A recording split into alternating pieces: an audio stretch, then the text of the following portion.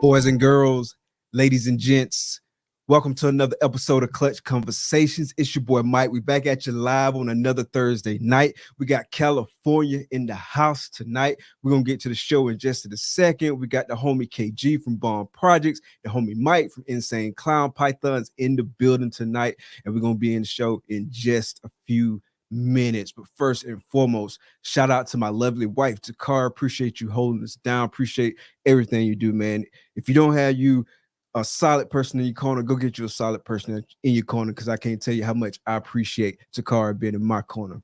Definitely make sure y'all show us some love in the comments, and don't stop there. Show the channel some love.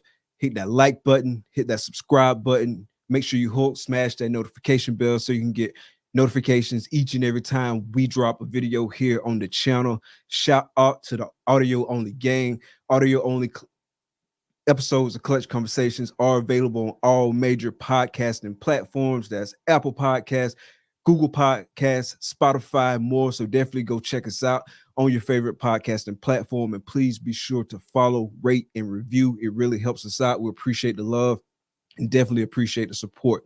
Speaking of support, make sure you support US Art and US Art Florida. The link for both organizations are in the description of this video. Definitely make sure you show them some love, man. If you can just send a donation, send a donation. If you can get a membership, do that. Just make sure you support both these organizations, because they help protect our rights as reptile keepers. So definitely show some love, spread the word about both these organizations. Speaking of spreading the word, make sure you spread the word about our dope sponsors. We're going to kick the first sponsor segment, then we'll be right back. Big dreams start in small towns. Small Town Xotics is a family-ran business that specializes in high-quality ball python morphs, western hognoses, and select leopard geckos. They are proud members of US Art Florida, and the Orient Society.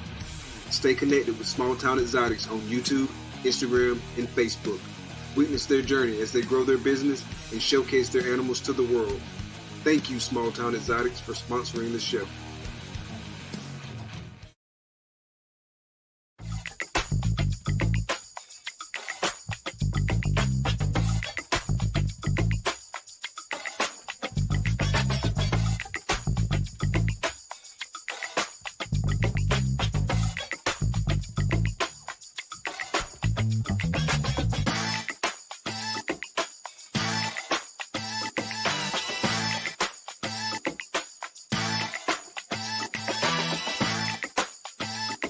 Art comes in many forms.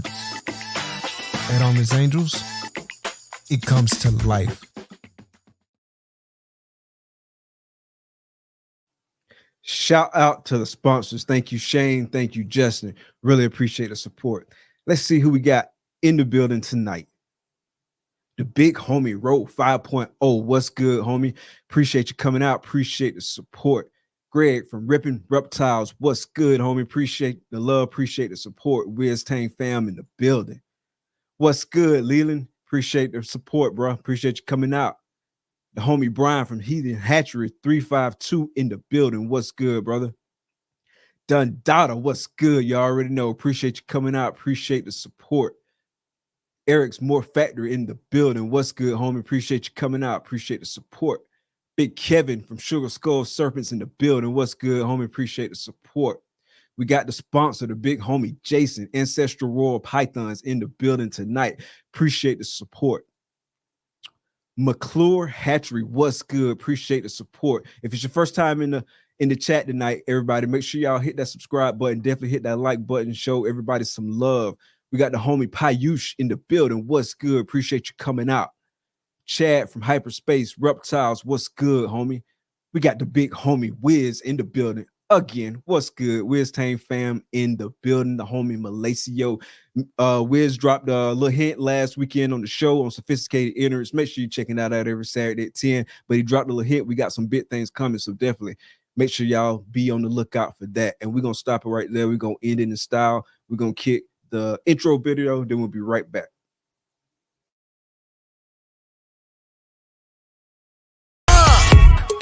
Baby, won't you listen to me? I got that flavor, I know you're dying to feed. I ain't no dancer, just got some hip in my feet. Now throw your hands up.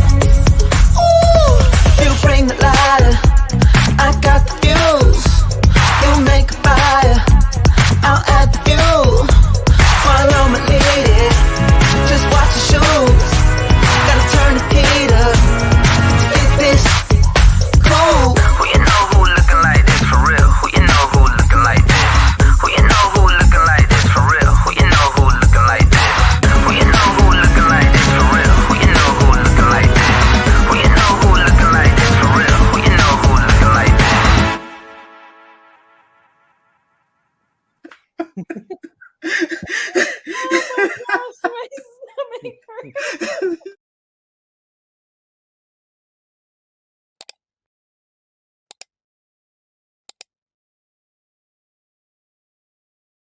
Episode 104, California Love. So I figured it out. You see that? All right. I see you. Hey, hold on. You are, Mo. You are. Hold on. Man, everybody in the intro but me, man. Shit. Man. Like the first probably 20 episodes, I don't have the video footage no more. Ah, man, I'm just messing with you, Mike. It's all good. I ain't mad at you. What's Yeah, good? hey, somebody got to get left out. Somebody's gonna be mad. That's all right.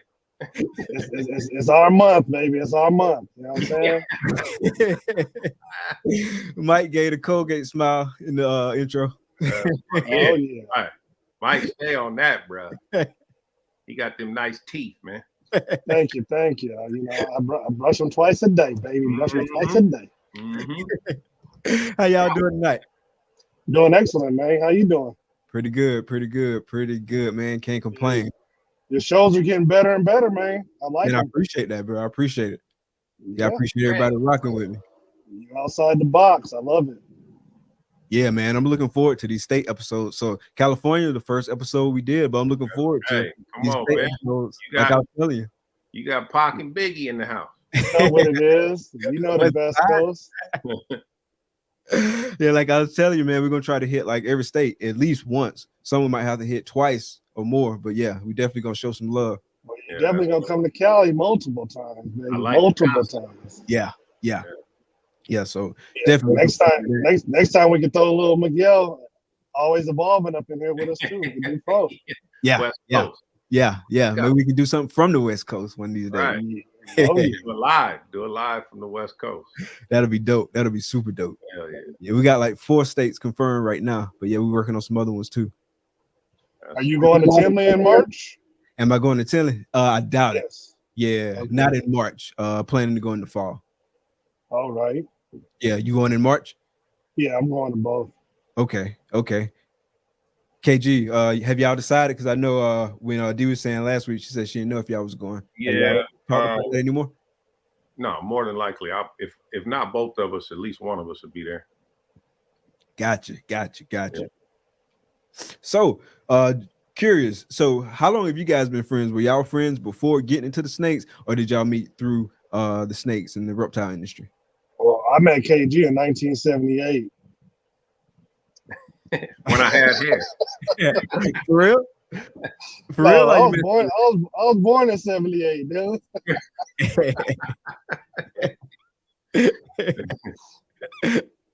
Nah, you know, it's funny. I had saw a few of Mike's posts, you know, Insane Clown. I liked the logo.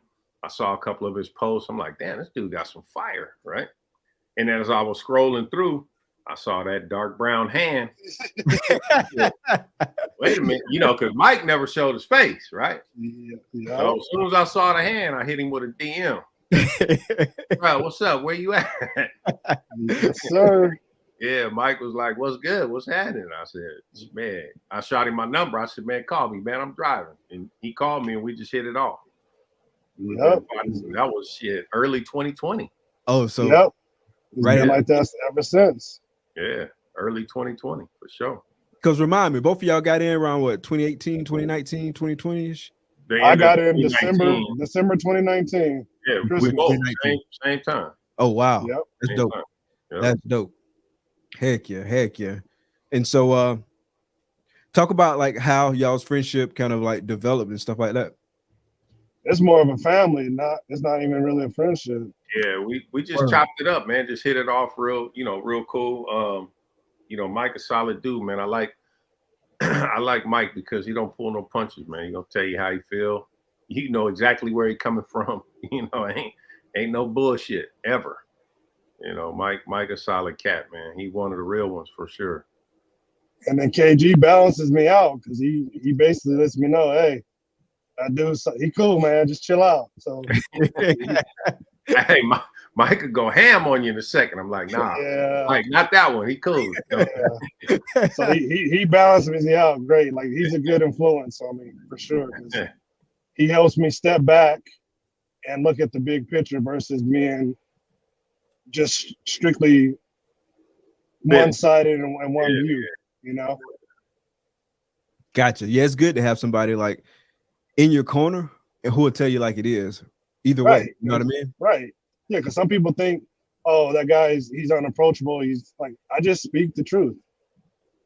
That's another thing too, big time, right? Is early on. I mean, not now. I mean, Mike is, now he's out. People know who he is, but a lot of times I would hear that, right? Like, man, I wanted to say something, but he just seemed like Suge Knight. I'm like, nah, trust me, he not, bro. He's cool. Trust me. I don't know. I said, all you got to do is talk to him. That's it. You'll change. Mike's a good dude, man. Good dude. But some people are a good judge of character. I've been blessed with that ability. Just on a couple conversations, I could feel you out pretty good. So I know he's a real one, man, from day one. So, and he ain't never proved me wrong. Yeah. That's what's up, man. That's what's up. So have y'all both been in Cali your whole life, or did you like relocate to Cali? West Coast, my life. Yeah. Been Cali, man. I've been in the same city my whole life. Word. Yes. LA, right? I'm in Pasadena. Oh, you're in Pasadena. Okay. Yeah. Gotcha. One of the famous Roscoe chicken and waffle spots. Yeah. that was another hookup too, right? As soon as he heard I was in Dana, he like, meet me at Roscoe. Yes, sir. Meet me at Roscoe's. That was a must. Yeah. Man, I ain't never been to Roscoe's Chicken and Waffles. Yeah, you're missing out. You definitely got to get there. Yeah, we'll take you. All right. That's like saying you never had your first kiss. Is that good? Huh? You got to get that Roscoe chicken and waffles, baby. Okay. Yeah. So what's y'all's favorite thing about being in Cali? Is it Roscoe's? It's just everything though. We got beautiful weather, so in the same day you can do 4 different things if you wanted to. You want to go dirt bike riding? You're an hour and a half away. You want to go skiing? Hour and a half away. Want to go to the beach, get suntan? You know what I'm saying? I get my little suntan on. you can do all that. So you just good. Anything you want to do, you can do. Yeah. Now Cali it's a Southern California. I can't speak to Northern, but sweet. Yeah. But Southern California, it's just a different vibe, You can get a little bit of everything. You can get a country lifestyle, you can get the city lifestyle, anything in between. It's a melting pot. You got every nationality and race out here. It's different. A wonderful melting pot for sure. Yeah, it's different. I know a lot of cats from the East and Val, like that have come to visit and say, man, I would never live there, but had to relocate for work or whatever reason, right? Marriage or work or something. Mm-hmm. And they get immersed in it. And now, you can't tell them they ain't never been from Cali. They rep in Cali like, man, I've been here. I'm like, Yeah, their whole life. Stop it. Yeah. Yeah, man. Florida is similar in a lot of ways. It's definitely not no skiing an hour and a half away though. Like Well, you guys are. It's too humid for me in Florida, though. It's it's like an incubator. amazing place. I love to visit, but it's way too humid for me, man. Oh, yeah. Yeah, it's Florida definitely like summers. being an incubator. Yeah, it's the summers is terrible. I never been in the winter, but I know them summers is terrible. Yeah. It's brutal. It can be brutal. What don't I'd you? rather live in Utah than live in Florida. To be honest with you, I like the snow better. Okay. Mike said that. I like the heat. Yeah, I ain't doing no cold. I can't stand no cold. I love it cold, man. It gotta be cold. Yeah, definitely the heat. Like I wouldn't mind visiting somewhere and like seeing snow. Like I was telling you behind the scenes, like I hadn't seen it snow like 3 or 4 times, and even then it was just like flurries and stuff. Right. But when like it wasn't no snow. Like making snowman. Oh nah, you can not even know you can make nothing with them. You can make snow ants with this. What's funny, I just drove through the snow right now. Yeah, coming to Las Vegas. Coming to Vegas? Yeah. I've never. It's snowing right here, like right just before state line in California. There's snow all over the place. I see. What's that in the back behind you, Mike? You know what that is. You know it. Yeah. Yep. Mike, Yes, my sir. rap connect, man. Okay. Just picked up 4 pallets. Yeah. 4 pallets of Missouri, or what you got? It's a specialty brand. Okay. He goes strictly to Vegas specifically for this. How far is Vegas from you? About 4 hours. About 4 hours. Oh yeah, so it must be well worth it. Yeah, my boy Steve from Las Vegas Ball Pythons is the one that put me onto it. Okay. Yeah. So, what don't you like about Florida? I mean, not Florida, but California. I love everything about it. There's nothing I don't like about it. I say an earthquake every 30 years. if I gotta pick something, you know. Yeah, we have to pick something. Right. And yeah.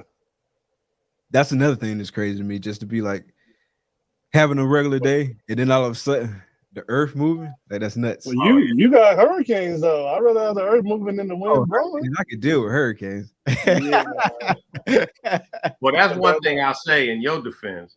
With a hurricane, you got warning. Yeah. You know, you can get in the whip and bounce. You know, they're gonna tell you it's coming, but earthquake, you just be in here. Next thing you know, it's like, oh shit. Yeah. It's just gonna happen. Right. So let's talk about the reptile scene out in Cali. So like I guess right off top, obviously you can't name everybody, but name some folks who just come to mind. Who are some of your favorite folks out in Cali in the reptile hobby and why? You want to go or you want me to go? You go first, KG. Mike, insane. I mean, that's right off the top, you know. And then I got Mike from American Balls. I see him a lot. Leland, I see him a lot. Josh from Whip, from Work in Progress. Okay. Who else out here a lot that I see a lot? We like Valley Heat. Don't forget Valley Heat. Yep. My boy Eric from Valley Heat. Yeah, he's super cool. Him. Yep. You got Bomb Projects, KG&D, Miguel, of course. Yeah. And like I said, basically Mike. Basically everything KG saying, pretty much. Yeah.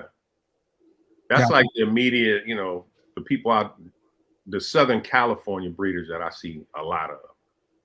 That's what's the show vibes are like that.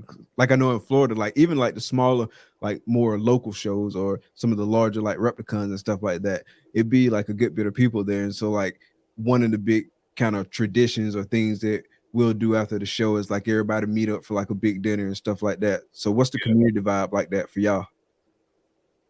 It's pretty much the same, but it's, you know, when you come, like if you ever come to Pomona, it's everybody. It's just like going to a Tinley, you know what I mean? Everybody goes to the auction, and then the next thing you know, that's when the rumbling gets to talking. Hey, let's go here, let's go, you know. So you just follow the wave or whatever, whoever you with that, you know, at the auction or whatever. I mean, it's no specific like, hey, every show we all gonna do this. Gotcha. You know, you just kind of roll with it. But that's a LA thing, though. You know, really ain't no plans. We just. Oh yeah, I forgot too. KG, Who? we forgot about Danny and Renee, Portuguese pythons. Oh, for sure. Gotta say them. Yep. Yeah, Yeah, they solid people. He's for sure. Oh, They're 110%, super solid. 110% for sure. I mean, if we, as a show go, I'm like, oh shit, I forgot. Yeah, it's a whole bunch of people. That's why I put the disclaimer out there. Like, I know you can't name everybody because it'd be hard.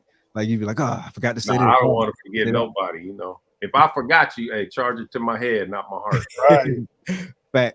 Facts. Yeah. Real quick shout out.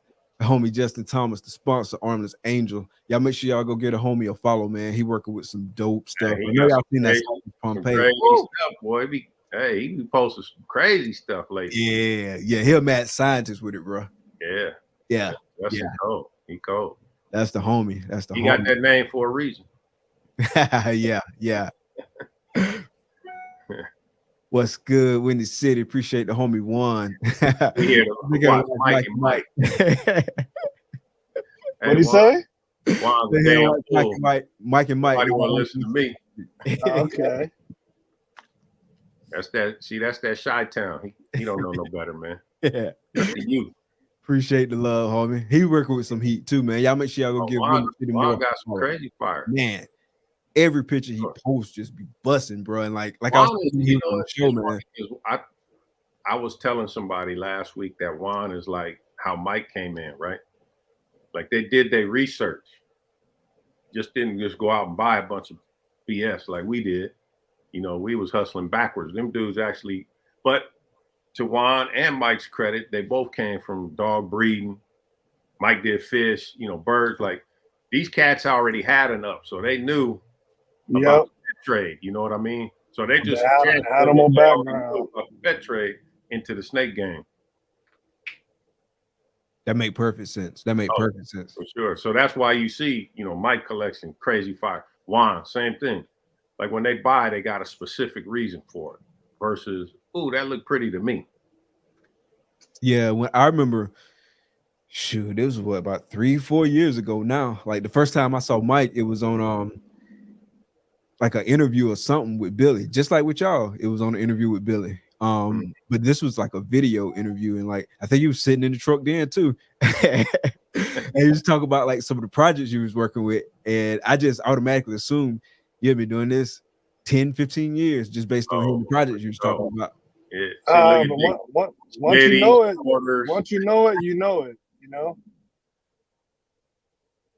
Yeah, man. You was working some crazy stuff. I was like, dang. And then when I found out, it was just like, wow, blew my mind. Well, my thing is that you got to get something that makes sense to you. So in the end, if it doesn't have any value to anyone else, it has value to you. Facts. So what was the season looking like for y'all last year? How many clutches did you produce? I guess we can start with you, Mike. I had 21. 21? Yep. Okay. Was it like I know it was all some heat. Did you hold a lot of stuff back from that? I held back everything pretty much. I think I only sold maybe 3 animals from last season. Oh wow. That's a lot of animals. Yeah. Hey, Mike. Yeah. Mike, the main reason I'm doing it. Pictures. I'm like, man, what's coming out? Nothing. Nothing. Mad scientist right there for sure. Yeah, well, you guys next month when I go on Jaffe and KG's thing, I'm gonna show off the Stranger Desert Ghost double head clown pie. Okay. Yeah, Fire. I want to see that. Fire. Yeah, I definitely want to see that. Yeah. How about you? So that leopard spot nose confusion DG, did you produce that? Yeah, I produced it too. Nice. That thing is clean. Yeah, it's an acid leopard spot nose desert ghost. Got you. Did he just hit us with the acid? He hit us with the acid. You think they're the same? Or you think they're different? This ain't Trick. This Hurricane now. My thing is that in my collection, the acid eats better than the confusion. Regardless if they're the same or not, my acid eats like their own crap. No problem. Yeah. Gotcha. Okay. Okay. Like I'm gonna show off one of the girls I hit also, like his sister. I didn't show her yet, but she twice his size. Hey, and you ever hear me say the insane diet? That's a real thing. You think Justin and Miguel get their snakes big quick? What's the insane diet? Define that. That dude don't play. Well, it's the way I feed my animals. It's an insanely diet. Yeah. So I got a snake that I hatched on Halloween, and he's weighing 525 grams now. You hear that? It 525. It hatched November 1st, basically, and it's 525 right now. What you feed, ASFs or Norwegians or rats? Norwegians grow snakes the fastest. No matter what nobody tells you, rats, Norwegians make the snakes grow the fastest. You think so? I know so. I got proof. What did you do? I mean, I got siblings snakes. No. that I feed them. So clutch mates, I feed 2 ASFs, 1 Norwegian. The Norwegian grows. Every test I've done, the Norwegians grow faster. For real? Like I had like the opposite results. Like you're probably feeding too small. You may be feeding too small of a meal. So my ASFs are generally like smaller than the rats I was feeding, and they still was growing faster than the other snakes, like the ones that's just on ASFs. Yeah, I'm gonna have to send you the insane manuscript. You gonna see how I do. Send it over. You're gonna see what it do. Like this is what you're doing wrong, homie. Yeah, I'm serious. I mean, I got a snake that I picked up too. I'm gonna tell you, like I showed KG the proof. Mm-hmm. He got here October 10th. He was 100 grams. He's 725 today. Dang. Dang. Hey, the insane diet, dog. Insane diet for real. Insane diet, bro. And it's not like he's all sausage looking or nothing. Nah, he looks normal. Solid. Yep. And he'll be going for me in next month. So he'll be big enough to ready to get rock and roll. You think part of the secret is with that rodent feed that you got back there? I must say that's probably a big part of it, most definitely. Yeah, because whatever your rodents eat, that's what your snakes. I started eating when I worked out. I put on about an inch or 2 on my biceps.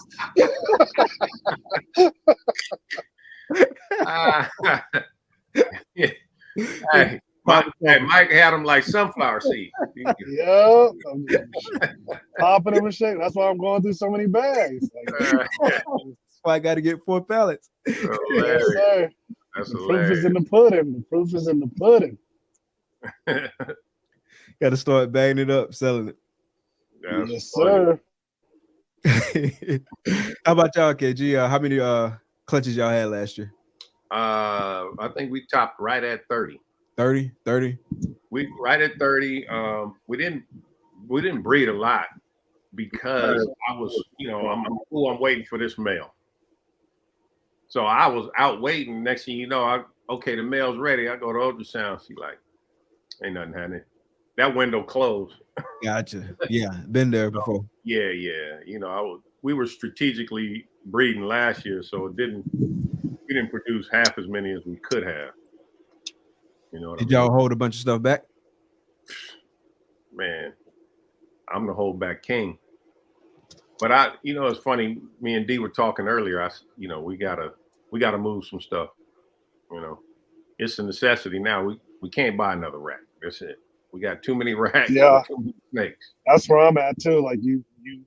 The thing is, like how on KG's show yesterday with DJ, when you get better animals you produce that are similar but have more to them, it's time to move them out. Yeah. You upgrade. It's time to and that's the biggest thing now. Probably got 65, 70 holdbacks that are around 800-900 grams that need to just go on and get into the big tub now. Yeah, that's where we're at with it right now too. Like we basically at max capacity right now, or like the number of snakes we got at the sizes they at right now.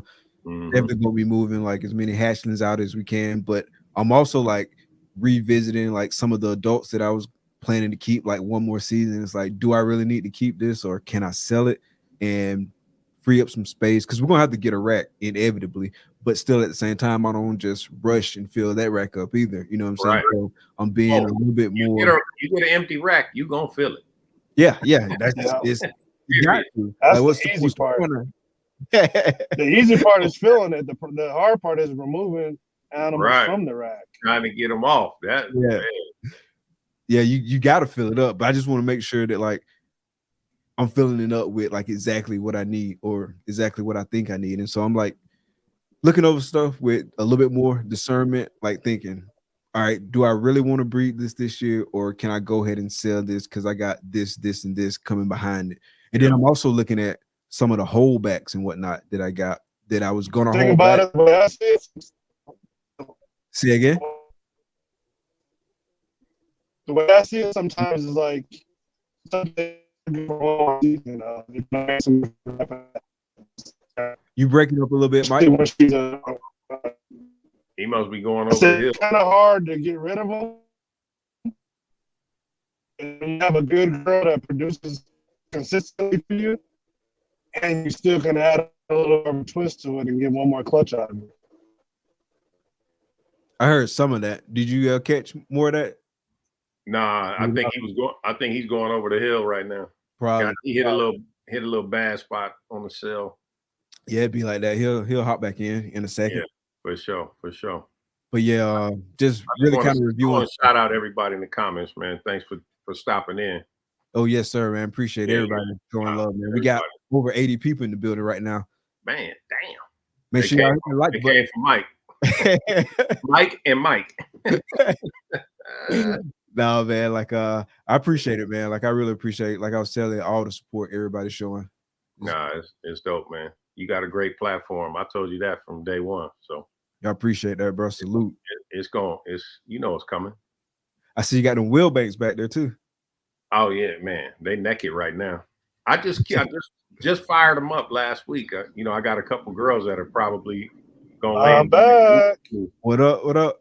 Yeah, so man, I better hurry up and turn them on and get them ready. I got probably 3 or 4 females that are nesting right now. So you got 2 of them, right? Yeah, we have 2.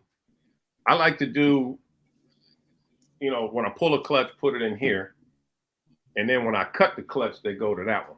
Okay, and that's that way I'm not disturbing them. I'm in and out of the other one. Checking them. Did they pip? Did they crawl out? What do I need to do? I can leave these alone. Gotcha. So that was the science behind that. Not because, look at me, we got 2 incubators. He like to keep his money. He like to keep his money at a certain temperature too, so he keep the money at the bottom of the other one too. That's hilarious. You mean keep D's money at the bottom? So talk about the incubators, man. I was looking at them. So how you liking them, and what you like about them? I love them, man. What really sold me on it was the ability to heat. The ability to heat and cool. That was like the #1 seller for me. We get hot summers, and if the room goes over 90, then the sea serpent's gonna go with whatever the temp is in the ambient. You get those fluctuations. It's great if your room is below whatever temperature you got it at. The sea serpents is money. I got nothing bad to say about that. The only problem you run into if it gets too hot, you screwed. Gotcha. This thing can cool itself down. It can maintain that temp at all times. It doesn't matter. You can put it outside in the garage. That's a super plus. Yeah, that's a super plus about it. When I got the sea serpent, on the door, and it's money now too. He was saying his sea serpents, he redid the seal. Okay. Now it's money. And that's another thing I like about the wheel banks. If the power goes out, as long as you don't open the door, it's gonna maintain the temp. Okay. You know what I mean? If the power go out on my sea serpents, the temp dropping quick. Do you have to put like? Because I know for mine, I put water bottles at the bottom to kind of help maintain temps. No, do you do that with the wheel bank, or is it plug and play. I have thermometers on, middle, top, and all the way at the bottom, and they all exact same temp. It circulates the temp real well. Okay, and I'm not a paid sponsor of Wheel Bank, so I'm sound like an infomercial. Hey, get the thermostat. You using the Inkbird thermostats on those as well? No, these are internal. They have their own. Oh, got its own. Okay, got everything is built into that. That's what I'm saying. This is literally plug and play. Gotcha. Okay, that's the only bad design that I don't like is all the controls are inside, so you have to open it. Yes, that's it for sure. If they would have put the controls on the outside, that's it. That's the only, beef or gripe or whatever that I got. Just move the controls to the outside, and man, it's probably better to be in the inside so nobody can mess with it. That's why he did it. Because it has a lock. I can lock the door. Yeah, so that's what's good about that. I was saying, give me the controls up on the top. Maybe because I'm tall, so exactly. I'm like, hey man, put my shit up here on the top. But the door does lock, so that's the whole reason behind it being inside. Yeah, that's a money, so nobody can come through and sabotage. Yeah, exactly. I mean, that's smart thinking too. Yeah. Sure. Yeah, it's still like a pretty legit unit. Yeah. Now, as far as the Inkbirds, I do that on the racks. And you do like every level with it. Every level got a thermostat. Yeah, and because like I know exactly what you're saying with that, as far as like the different levels being at different temperatures. It's kind of annoying. Not even just with that. Each heat panel puts off a different amount. There's no regulator on the cord, so when you plug it in, you can get you a hot panel, you can have a cold panel, a medium panel. So it's so hard to control the temps, right? And I would open a tub and that whole row, everybody sitting in the water. I'm like, damn, you got weight? Nah, I feel the back. It's 105. I'm like, damn. Then the next row up is at 72. I'm like, what the hell is going on around here? It was irritating, man. So I kept moving the thermostat around to try to find the perfect temp where they would all sync up. Finally, I was like, you know what? I'm over this. Let me just get a thermostat for each level. And D was like, the hell we are. The Inkbird's solid though. Hey, your boy from Outback Reptiles, he put me up on the Inkbirds. And man, so how does that work though? The Inkbird? Yeah, you can't. So you can't. You can still plug them all into one surge, or you have to put them. Nah, one surge. Actually, using less surge, right? So a 10-level rack, you need 5 Inkbirds. They both have 2 probes. Okay. Right? So the surge protector is into the power, constant power. Correct. Then the Inkbirds go into the surge protector, and then each panel goes into. There's 2 plugs on each Inkbird, and you can put it on every level. It connects to your phone. You can set it. You can turn it off. It give you alarms. Like it's crazy. It's crazy. And the price of, let's say a V3 or V4, right? You're going to spend $200 for that one thermostat, where the Inkbirds are about $35 each. So you need 5 of those. That's $150. So it's actually cheaper buying and controlling every level versus buying one expensive thermostat with only 2 probes or 3 probes. That's pretty solid though. That's tight. I didn't know that it did them all individually, like separate. I was just thinking you was doing overkill, but you're doing precise heating from every level. Yeah, every level. Yeah, that's the first person I told that to was Brandon from Nixon Reptiles. Okay. Shout out to Brandon. He's like, damn, that makes sense. Man, he ran out and bought them, and they were like $29 back then. Then I told another breeder he got them, and a couple other breeders, and now it's spreading like wildfire. People always hitting the DMs like, "Hey, bro, explain that Inkbird thing to me." Levance is on it; he loves it. It's just another level of security, another level of peace of mind. No, that's real deal precision. That ain't no another level of nothing. That's the level.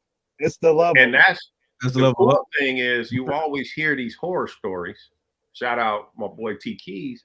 He lost a whole rack because that one Thermostat.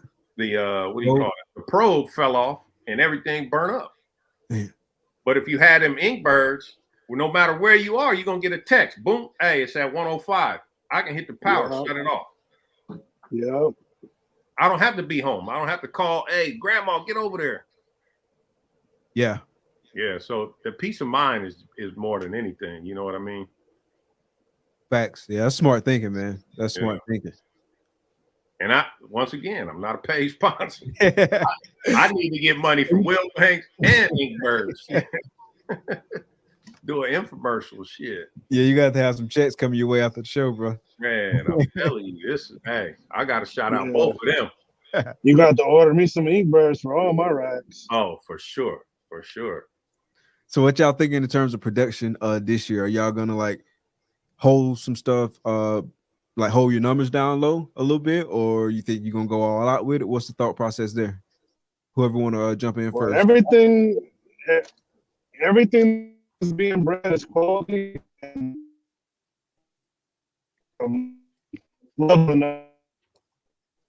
so I want to continue breeding like I do and continue to advance my projects. Gotcha. Yeah, we on the same thing. You know, everything that we breed. You know, I look at it now. You know, we always talking about it, me and D, and anything that we breed, I want to be able to take the best snake from that clutch. If I put a pairing together, I want to be able to take something from it. I'm breeding for us, not for anybody else. Right. You know what I mean? So if it comes to that, I don't even want to breed it. Right. You know, everything is intentional right now. You know what I mean? There's an intention for every pairing. So what that number looks like this year, I don't know. You know, it depends on who goes, but I would say probably 40. About 40. Yeah, about 40. And I'm not going to breed every girl unless she's showing that she wants to go also. So I'm basing on the majority of my pairings that the girl got to hit 20 millimeters on her own before I put a male with her. If she don't hit 20 millimeters, she's not going that season. Yeah. Gotcha. And I've talked to an experienced breeder, and he said he got 20, I think it was 21 or 22 clutches from one male. But he did like Mike. They got to 20 millimeters, one and done. One lock, that's it. That's so he didn't burn out the male. You know, you say, damn, you bred a male to 20 females? Well, not really. No, he only got 20 locks. Yeah, 20 locks. Yeah, you got to look at it like that. Yeah, you get one lock, and if the male's on food, you're good to go. So how long have you been doing it that way, Mike? Well, this is the season I'm doing it that way because, again, I don't want to breed a bunch of females this time.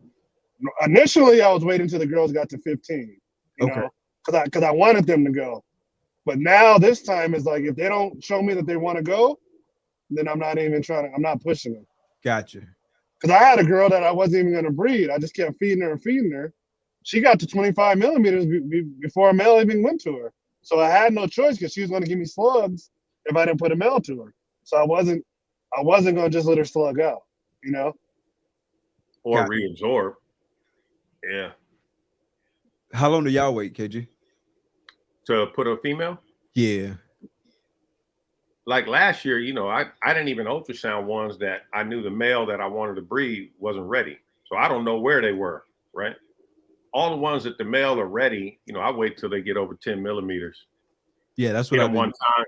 Yeah, I'll hit them one time after 10. And then, you know, every shed cycle, I'll hit them with the ultrasound. If they're not building, then I'm going to lay off the male. I'm going to wait, like Mike said. Once they get in the 20s, I hit them again, and it depends on how fast they build, right? So if I hit them at 21, right? Say I hit her, she locks, she's at 22 millimeters, and then she sheds. So that's about 4 or 5 weeks, and I ultrasound her again. She had 36. I might not even pair her again. Well, yeah, there's no point in it. Once they hit 30, they don't need anything. She gone. Nothing else. You know what I mean? She gonna go. But if she's still in the 20s, I'll hit her one more time.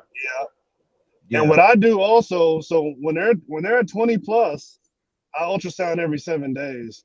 I had a girl go from 20 millimeters to ovulation in 4 weeks. Yep, I've seen that too. Yeah, some of them go it's crazy. Yeah, it's nuts. Some of them go.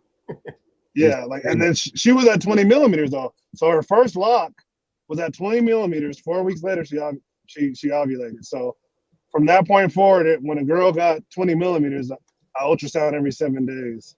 Because I have them jump from 20 to 27. So I get that second lock in, and then that's it. 2 locks. And the max locks I do is 2, and that's it. Yeah. Gotcha. Yeah, that's what we've been doing too. Not in terms of like max locks being 2, but like waiting to the 10 millimeters. Like you said, y'all do like try to get in like that 10 to 12 millimeter range before we start pairing. But I'm interested to know like what's the success rate on just like waiting to wait to right? 20. I think well because the point is if they get up to 20 without a male, they really want to go. Really ready. Yeah. They want to go because other girls you got to stimulate. But if you ain't even stimulating her and she's growing, she wants to go. For sure. That's fact. That's fact. I'd love to hear how that turned out. We had a female last year that was around 8 millimeters. But I really wanted this girl to go. So I threw a male in there. They locked, right? She didn't eat. Like, it's supposed to go the other way around. You're supposed to lock and then turn on, right? Exactly. I promise you. Maybe a month go by, ultrasound her. She had 28 millimeters. Still not eating. So I said, okay. I throw the male back in, let him lock again, right? After he come out, I wait a day. She won't eat. I wait another day. So every day I kept offering her, and she wouldn't eat. I'm like, the hell? I ain't never seen nothing like this. She shed again. I ultrasounded her. She was at 48 millimeters. She didn't eat one time. Yeah, that's crazy. The whole process. And gave me 5 good eggs. So, there's no rhyme or reason. These things can do what they want. Yeah. Well, some girls know they gotta either make room for food or room for the eggs. Yep. Yeah, I had one girl. She got up to 30 on the ultrasound, and so I stopped pairing her because I was like, she good to go. And then a few weeks passed by. She was already off food at the time and all that good stuff. A few weeks passed by, and I noticed she was like chilling at the front of the tub when the past several weeks she had always been in the back of the tub. Yeah. And so I'm like, I wonder what's going on with her. Like this is kind of odd behavior, you know what I'm saying? Because you know what your snake's doing if you're in there all the time. Like this is kind of odd behavior. So I was like, let me just look real quick. And so I threw the ultrasound to her, and she was down to like 20. I was like, man, what's going on with you? And then she stayed at 20, bro, like maybe 2-3 months. She stayed in like that 20 range, and then she finally just reabsorbed.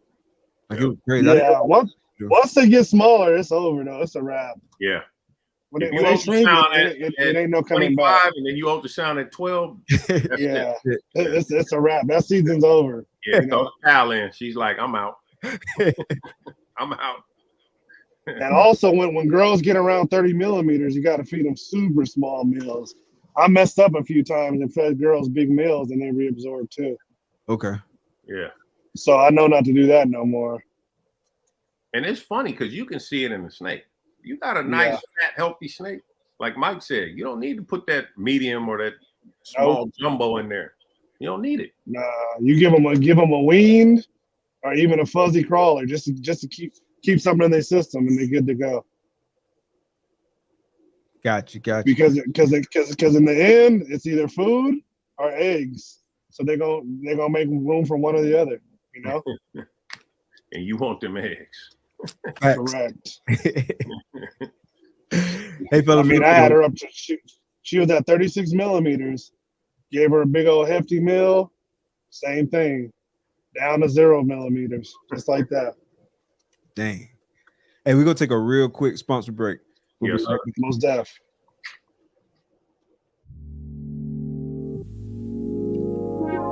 Peace and love, family. We invite you into the heart of our serenity, Ancestral Royal Pythons. At Ancestral Royal Pythons, we're not just breeders, we're nurturers of love and growth. Each of our high-end ball pythons is a tribute to the grandeur of the natural world and our dedication to quality. Reach out today and bring one of our creations into your home.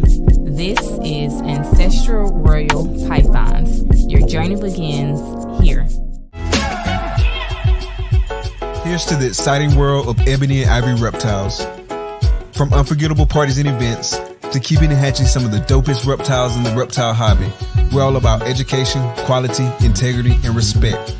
Hit us up and see how we can help make your next project a reality. Experience Ebony and Ivory reptiles, where fascination meets fun. Ebony and Ivory reptiles. Shout out to the sponsors. Look like Mike. All right, man. Every time I hear that, I'm like, man, this dude got his own theme song, man. Big E. Yeah, that dude was super pissing me off. Like, man, I got to get a jingle. Man, it is super catchy. Yeah. Reptiles. You got to use that hook from the dog pound, KG. What's that? Which one? Ooh, you got the bomb. Oh, yeah. Oh, yeah. You got some bomb. Yeah. Ooh, that's good enough for you right there, baby. Man. That's you. That's all you right there. Yeah, I remember that. Yeah, that was that 5 back in the day. You damn right.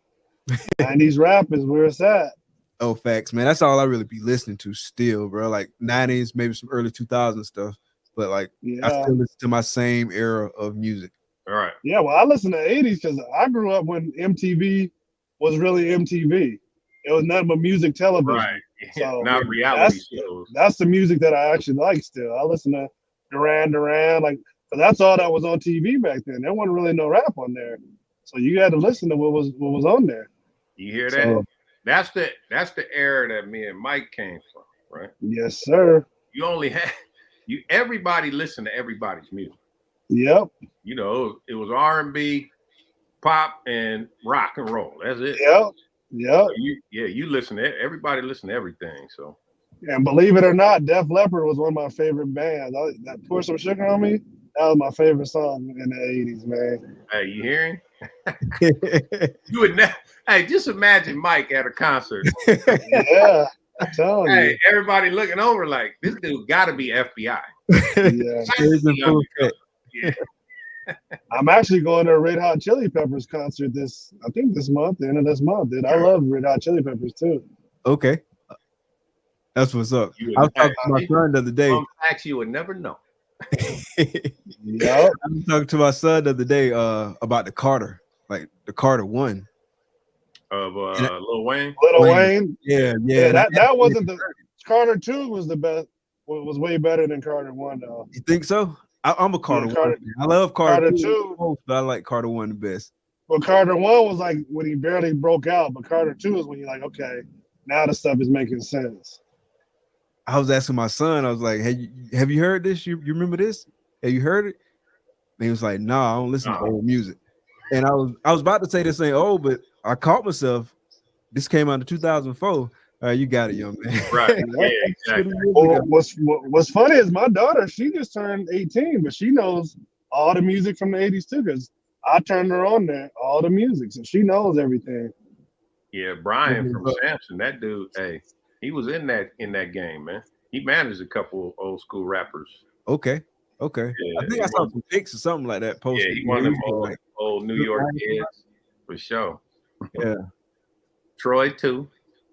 You don't like Daz Effects. Daz Effects was good. Like a lot of people don't even know who these people are. Leaders of the New School. All that stuff was good music. 90s, I think, was like, to me, it was the best. It was the best. 90s was crazy, man. Yep. 90s was the best because both sides was good. I mean, all the music was good though, for sure. 90s was lit. East Coast, West Coast. And then next thing you know, when Atlanta took over, that's when it was just all different music.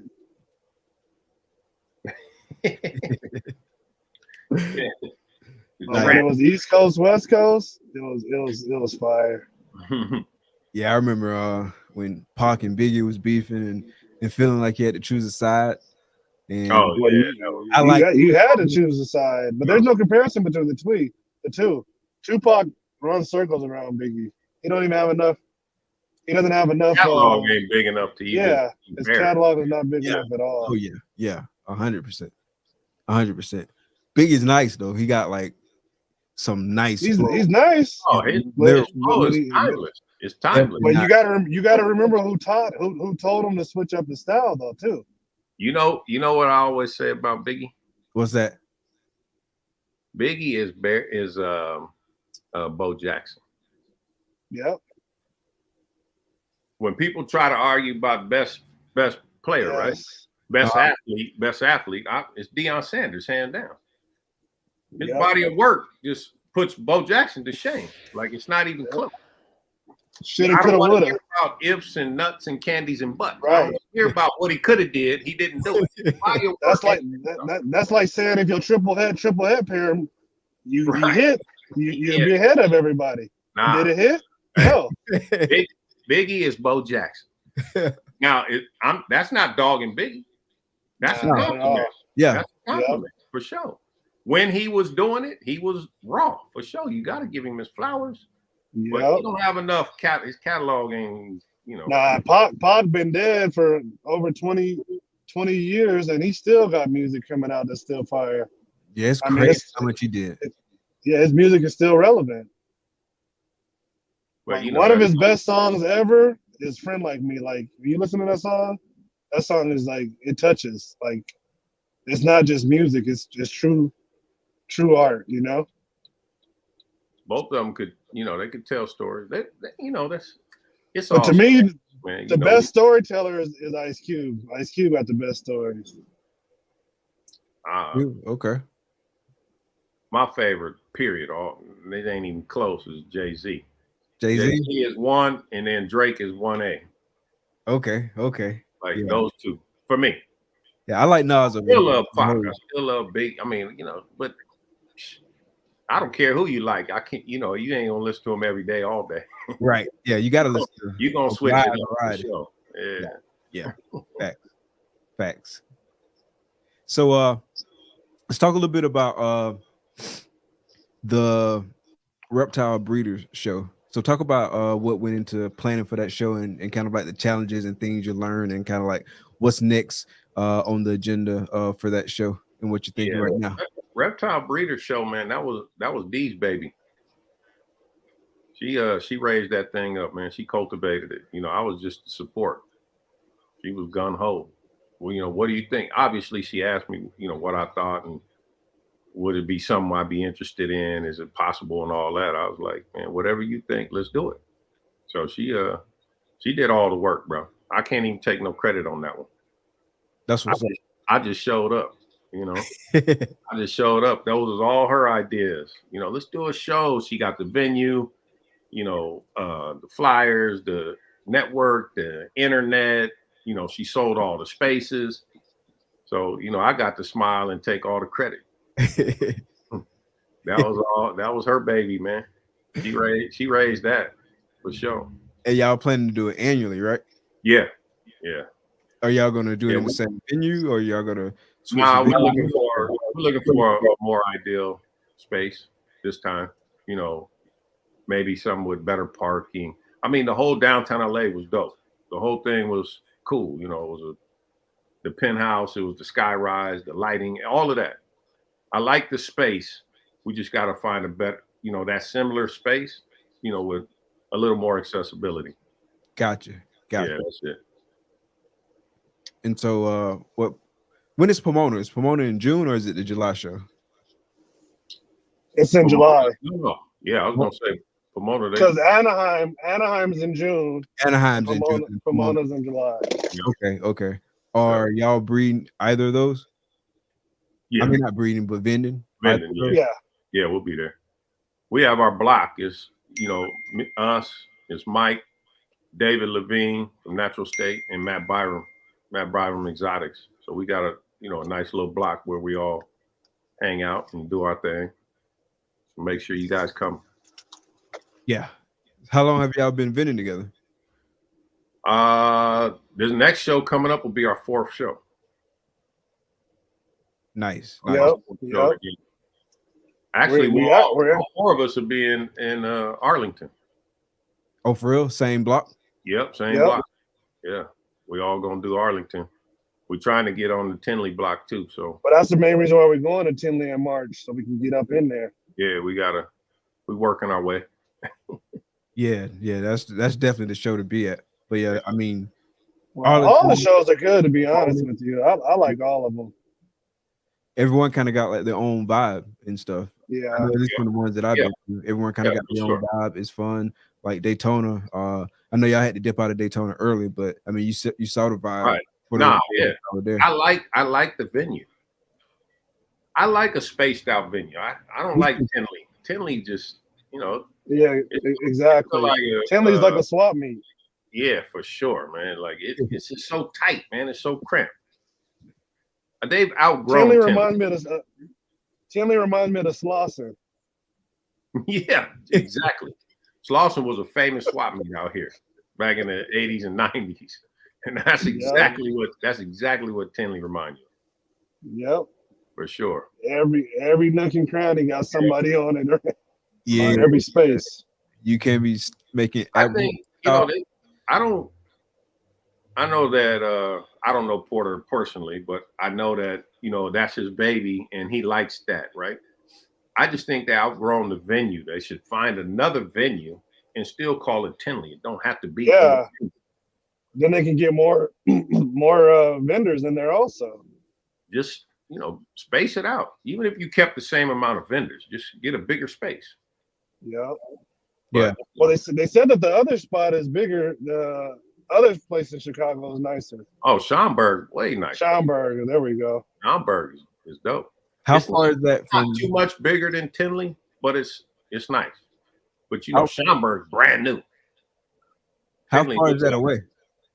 It's on the other side of Chicago. Oh. So if you left Tinley and went to Schaumburg, it'd probably take you an hour and some change. Gotcha. Yeah, that ain't too bad though. Yeah. It's closer to O'Hare. Okay. Midway is close to Tinley, and then Schaumburg's close to O'Hare. Gotcha. I know I flew into O'Hare and had the Uber over there to Tinley. Yeah. It wasn't cheap either. No. It's no way. Me and Antoine ended up catching the Uber back to the airport together, and so that made it a little bit better. Yeah. But yeah, it definitely wasn't cheap. All right, so kind of looking back over like the last year, I know we was talking behind stage a little bit, and we was talking about like just kind of like all of the growth and like how much things have changed over the last several years. So kind of like looking at your original like goals and plans and milestones that you want to hit, like what are some of those things that you've hit? Aside from like hitting specific combos, like what are some things that you've kind of hit that were kind of on your bucket list that you really wanted to accomplish? Jump in with it. Go ahead, Mike.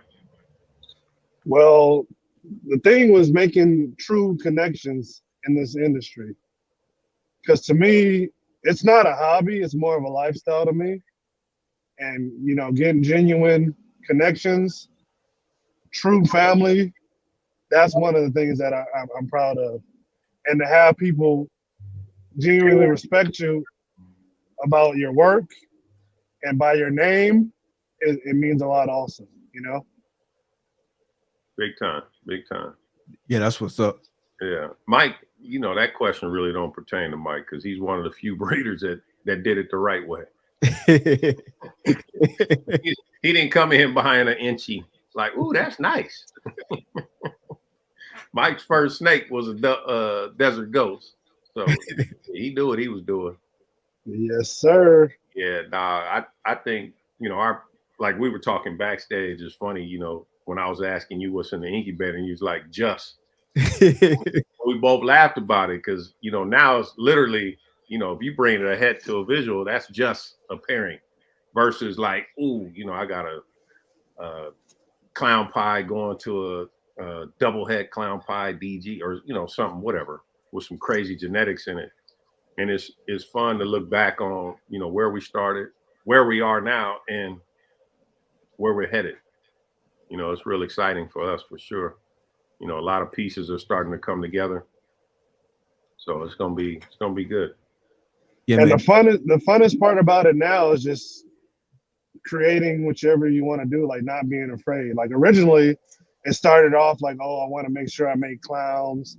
I want to make sure I make the visual to visual pairing. But now, making heads, triple heads, quad heads with codoms, like that's the fun part to me now.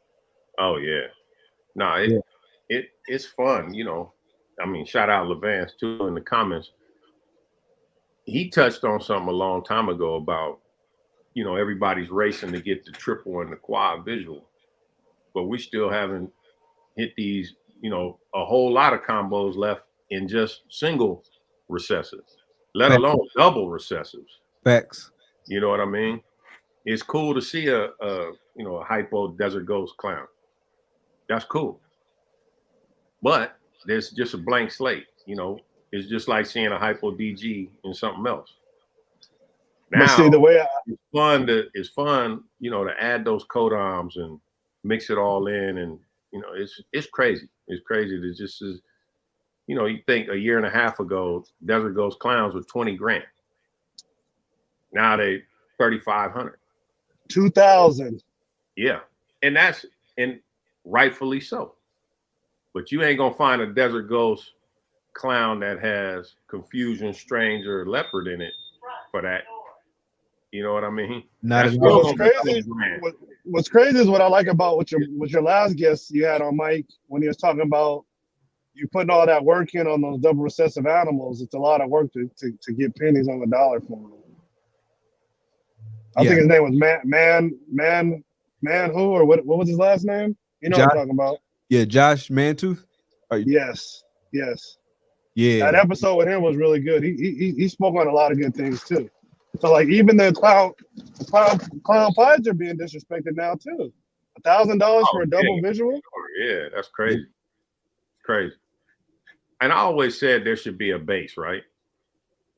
If you got a single visual, that should be between $1,000 and $2,000. No less. Right. No less. I don't care what it is. G stripe, $1,000. If you got a double visual, it should be $5,000 or up. A triple visual, $10,000 and up. Like there should be a threshold. Like, you know, there's a certain amount of work, no matter what it is, right? It's a lot of work. You're feeding this animal. You're caring for the animal. Right. I mean, Sure. it's still you putting in time and care. So it still deserves a value. Even if you calculate minimum wage to as many hours you put in there, that's what you should at least get out of it. Yeah. It takes the same time to hit a G-stripe clown as it does a DG clown. Exactly. You know what I mean? And what's even crazier is the two most disrespected recessives is G-stripe and hypo. Oh. Yeah, man, they be. It's I criminal. bought a visual G-stripe hypo female for $300. You hear that? A double visual. A double visual female. Come on, man. $300. When he called me, I was like, nah, ain't no way. He's like, nah, I got it. Yeah, these stripes slept on. Like I like the Kiki project, personally. Yeah. And I like all the stripes. Tri-stripe, G-stripe. They all good to me. Super stripe. Like for instance, that Confusion DG genetic stripe Krypton. Like you saw how that pattern was like all broken up, and it's like so much to work with when you put Confusion in that project. Like I think it's a lot of legs on that project, and I feel like in a few years people gonna wish they didn't sleep on G stripe the way they sleeping on G stripe. Same thing. You could tell, you could tell Confusion was gonna do something with it because the way Leopard did something to it. Mm-hmm. Leopard goes really well with G stripe also. Yep. Yeah, it's a lot of legs on that project, I think. Oh man, it's so many. A lot. It's so many legs on everything. It's so untapped because you haven't seen G-stripe with a bunch of codoms yet either. I see the problem is the creativity. You know, people get their blinders on and see a combo that somebody produced, and they zero in on that instead of thinking, how can I make that better? Exactly. Yep. You got to use your creative mind and start thinking. You know, Like LeVan said, put it in the bag, shake it up. You know, it ain't done yet. It needs. No, it's high enough. You know what would probably be a crazy project?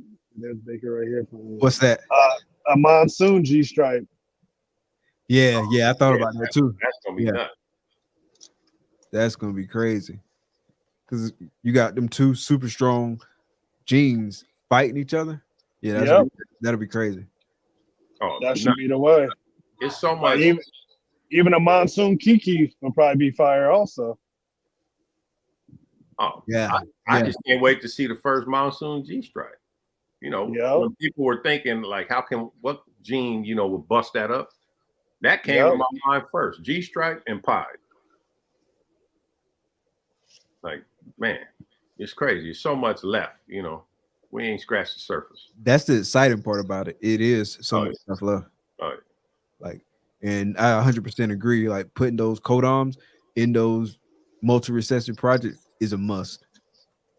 Yeah, it's a must for sure. It's and there's so many codoms, that get swept under the rug, and then when somebody makes a combo, all of a sudden, oh, look at this. Yeah, you kind of got to have that foresight, like ahead of time. Hey, I like this. I like what it does with this, and this. Let me try to work it in my project and see what I can do. It's different, right?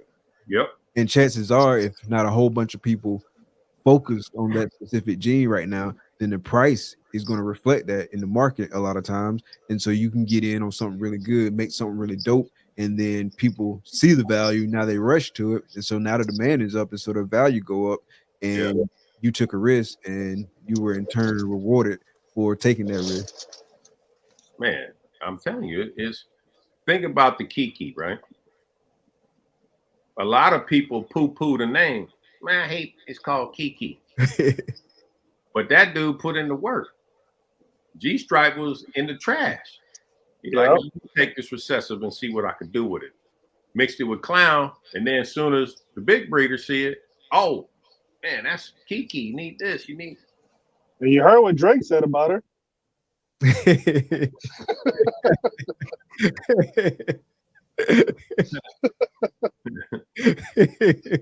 Man, that's funny.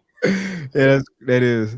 So what do y'all think about like folks doing like the 50-60% off sales and stuff like that? What's y'all's thoughts on that? You don't gotta mention nobody specifically, but just what's y'all's general thoughts on that? Well, to me, it's a business at the end of the day. Whatever, as long as it's not affecting me, my family, blessings to them, plain and simple. I mean, life's too short to be worrying about what other people are, what the next man is doing. You need to just worry about yourself. And Mike just said it. The good thing is, it's not law.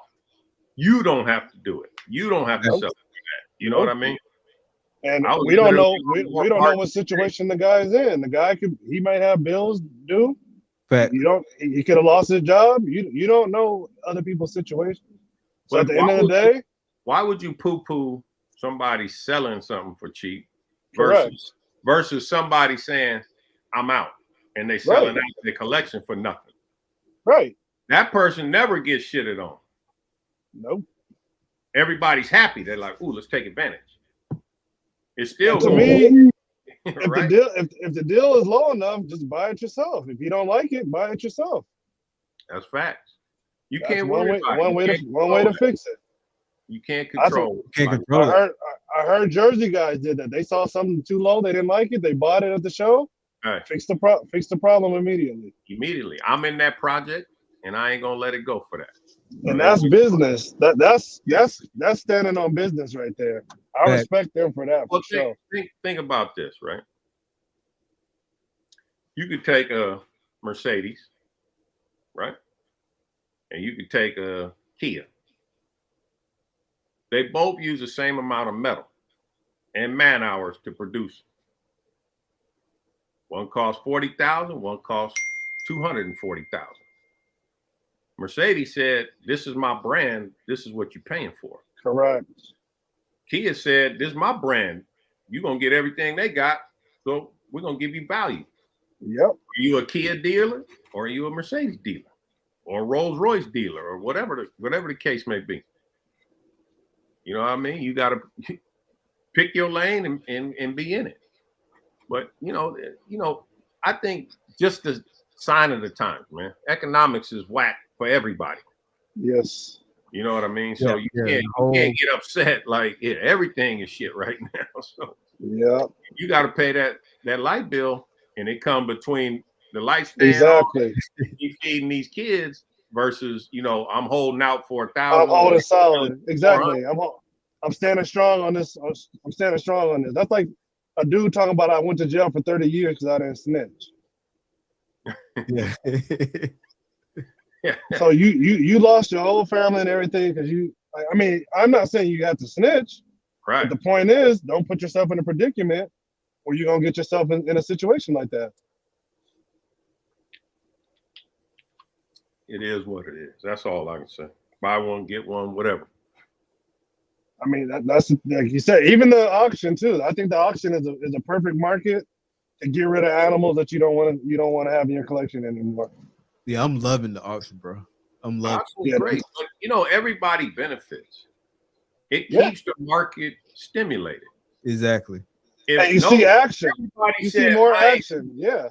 Right. And then everybody said, I ain't buying. What happens? Yep. And the auction gets the most action, most action and traction out of everything on Morph Market. That auction stays popping. I've been loving the auction, bro. I ain't gonna lie. Think about this. I've heard from people who listed on Morph Market, right? Say they put a snake up for 1,000.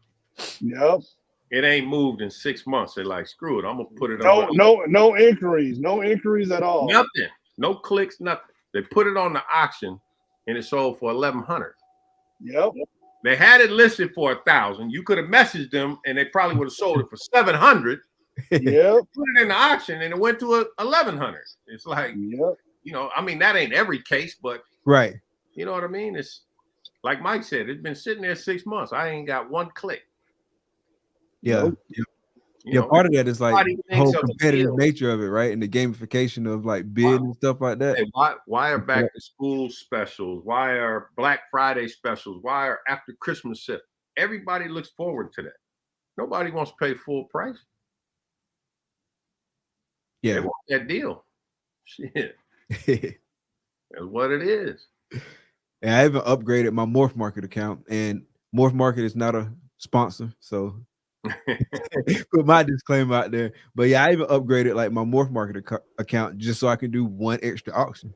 Yeah, because it was like $18 more a month or something like that. I can't remember the exact number, but $18 to make an extra snake. Let's say you made a $200 profit in that one auction. That $18 paid for the year now. Exactly. Yeah. Exactly. So yeah, I'm loving the auction. It's giving me a way to consistently get stuff moved that was and you're not damaging the price of an animal. Exactly. Because what it sells for is what it sells for. It's not posted like, oh man, this is a new standard. So whatever it sells for is what it sells for. It's one and done. But I've noticed all the animals, once they're sold, it goes to on hold, and then it posts the original price that the animal was listed at. Yeah, I like that feature. Yeah, so if an animal was listed at $5,000, but it sold on the auction for $900, it don't show that it sold for $900. It says on hold and $5,000. Yeah. So going forward, that's a benefit to us. So the new breeder that comes in, gets hip to Morph Market, goes in there, starts searching. It don't say 900. While he's trying to buy that same snake 3 years from now for 5,000. Like, wait a minute, this ain't adding up. Because I know I've looked back on a lot of snakes. I click that sold button and see what did they sell for. You see 2016 DGs was 200. I'm like, what the hell? Why people want 5,000 right now? This is crazy. I didn't understand it. In 2020. Yeah. DG's hot. Oh shit, let's go get some. 5,000. What? And then I see, sold animals. Yeah, 2016, 250, 175. I'm like, wait a minute. I must be missing something. I need a lesson here. This ain't adding up. How's the same snake that I want is 5,000 sold for 175? I want the 175. Yeah, and I think it's good to like have, because I noticed I've been getting like a lot more traffic from folks who hadn't been or who hadn't had a Morph Market account for that long too. So like obviously something that's going on is attracting more people to the website and stuff like that. So yeah. So how are sales going for you in not specific numbers, but in terms of like what you thought when you first got in it or when you were first making plans versus kind of like what's going on now? Like, do you feel like you're on track long term with where you want to be? Not necessarily whether like you're in the black or the red right now, but do you feel like you're on track long term for where you want to be? Mike, we already know you got like, you started out, and so you started out different than us, but just in general. Yeah, it's funny. Me and D always laugh about it. It's weird, right? We'll complain that we ain't selling nothing, and we go look at the morph, we ain't posting nothing. We post snakes, we get inquiries, they sell. You know what I mean? So it's funny. That's a weird concept. Like, if nobody knows you selling it, how you gonna sell it? Exactly. So as far as sales go, could it be better? It can always be better, but we're not gonna complain. It is what it is. And Mike said he was holding pretty much everything back for the most part. Oh yeah, Mike is a straight hoarder. It's hard to get anything out of Mike. He's like, nah, I'll hold it. But like Levance said in the comments, right? He's like, man, he got to stay 10 toes down. Levance has earned the right to hold his price. You know what I mean? He's put in that 15 years of work. He put in all the work to get to where he is in that name, and that's what I'm saying. See, he's a Rolls Royce. You ain't gonna never see a Rolls Royce on a Friday or after Christmas sale. Come get one. Never. That. You know what I mean? He's earned that. I ain't reached that level yet. Me either. Like, it's certain stuff that it's limits to offers that I consider, but most of everything that I post, like, I will consider an offer, but it's got to be a reasonable offer, especially depending on what the animal is, right? Oh, like some stuff I can hold on to and just keep it and either breed it myself or sell it when it's breeder size or something like that, and maybe the market's a little bit stronger then or whatever. And so that kind of stuff you gotta. Everybody has to set their limit, right? What's their threshold and their profit margin, right?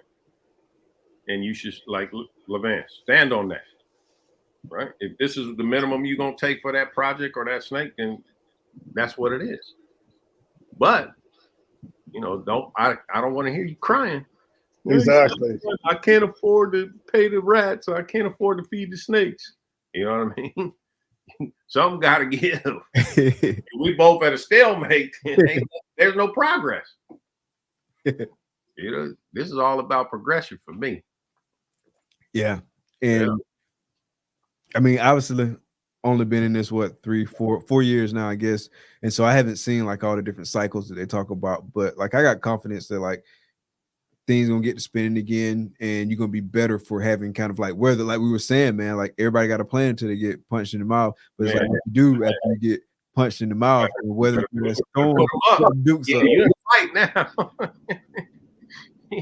You get hit in the nose. You like, Mom, you ain't no phone a friend. Ain't none of that.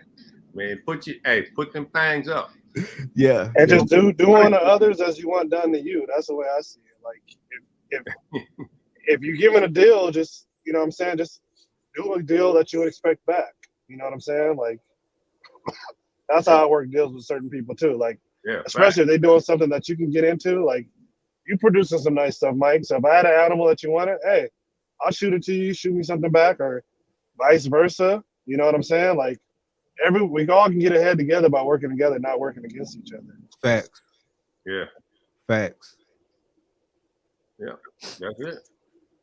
Mike said it best, man. You scratch my back, I'm gonna scratch yours. And that's just the way it is. And it's genuine though. That's the thing about it. Like you got to do genuine things. Like not out of obligation, but out of who you are, out of character, you know?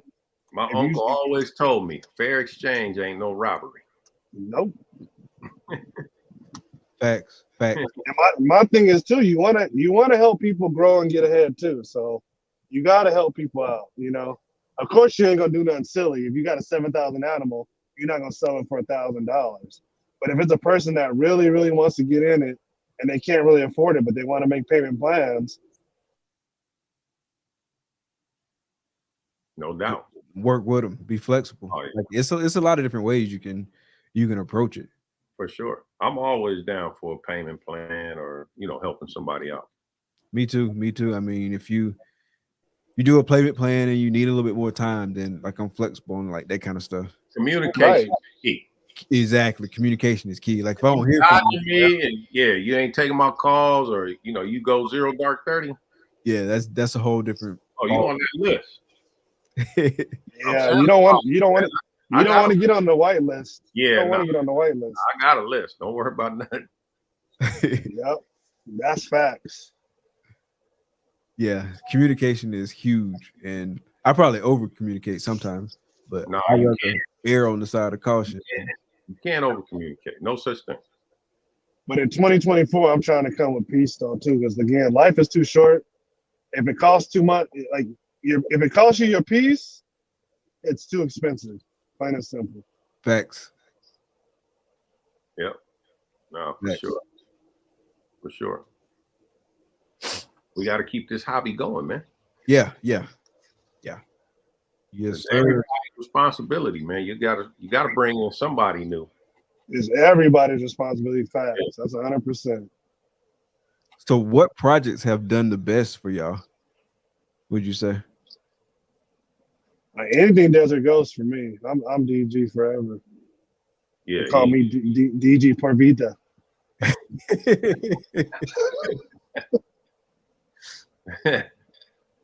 Oh man, what project's done the best for us? I don't know. That's a great question.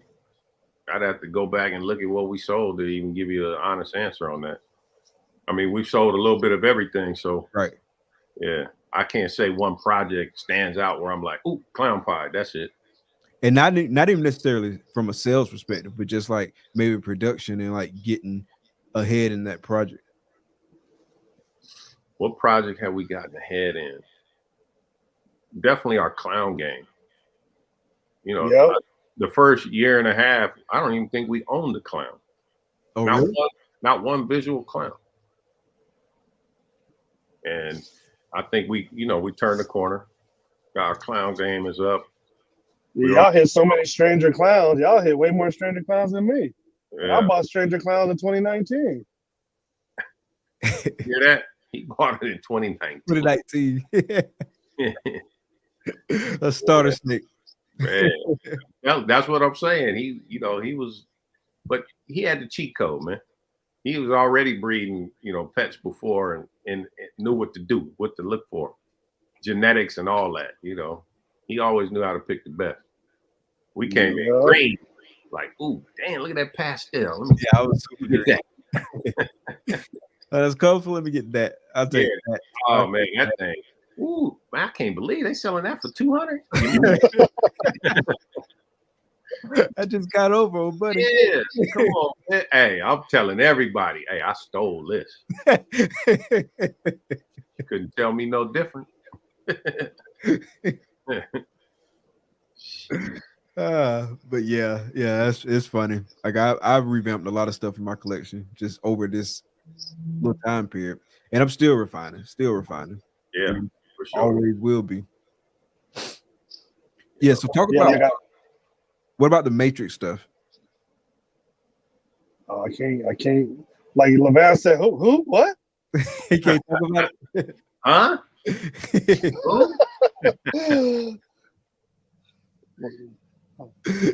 can't give us no details. I'm super excited about it. She's just growing right now. She's growing and eating. She ain't got no follicles yet, so she may go for me this season. She may not. It may be 2020, 2025. So is it recessive or is it? I don't know. It's a dinker. I got her from Outback Reptiles, so I don't know what she is yet. Okay, gotcha. I can tell you, she crazy. That thing nuts. Yeah, that's one thing she is. Yeah, it's when he first got that and shot me the picture, I was like, man, send that. That thing, wow, crazy. That was the first granite gene that I saw. Phone died. That really had my eyes open. I got it on the charger, but it won't charge. That thing It crazy. keeps. I got my wire. Mike into that Xotics gene too. Am I saying that right? Oh yeah, and he got a nice line of Xotics. Yeah, like Xotics. His Xotics look like Cosmos. Like it's crazy. Because I saw it on the on IG, and I was wondering like what else was in it. Yeah, nah, his Xotics crazy. Nice. His Xotics crazy. Yeah, there was a lot of Xotics that was mis-ID'd. And that's a lot. That happens a lot in a lot of these projects, right? Is especially new projects. There's not enough to compare with, so people think, oh, this is it, and they sell it, and then people raise it up, breed it, and they don't hit nothing. Now that project's like, oh, that was bullshit. it was really mis-ID'd in the first place. Like you see how Mandarin went. Mandarin took off, and then it tanked because there was a lot of mis-ID stuff, and once people, you get that little negative spin on it, people will make a left. All right, I'm off that street. What's next? You know what I mean? Yeah, so when you have people's attention, you got to be intentional. Yeah. Otherwise, man, you know how we are, man. We get sidetracked easy. Yeah, I heard multiple stories about people buying mis-ID'd mandarins. Oh, for sure. It's happened. And to be fair, there's, like with Orange Dream, there's some snakes that were sold as, whatever the combo was. And then somebody produced these crazy orange snakes. Like, what the hell is this? They got to reach back to the breeder. Oh, yeah, I didn't think it was OD, so I just never told you. Yeah. Versus when I sell you something, here's the pairing. This is what I think it is, but it could be this. Where did that bomb gene come from? That was a imported snake that we got. And that's one of my, our most exciting things, this year is proving it out this year. We've had babies, we've raised them up. Now we're breeding those now to actually see, is it a gene? Is it legit? Now, what I can say, every clutch that male has sired has put out some funky stuff. Now, whether that funky stuff is something that's already, it could be, that's how Trick, Blitz, and all these other names came about, right? Right. People think, oh, I got a new gene. And then when you start breeding it, you find out, well, it looks a lot like Zebra or Mackenzie. You know what I mean? I don't want to reinvent the wheel. So I don't really talk about it that much because, I'm putting in the work on it right now. Hopefully it is something,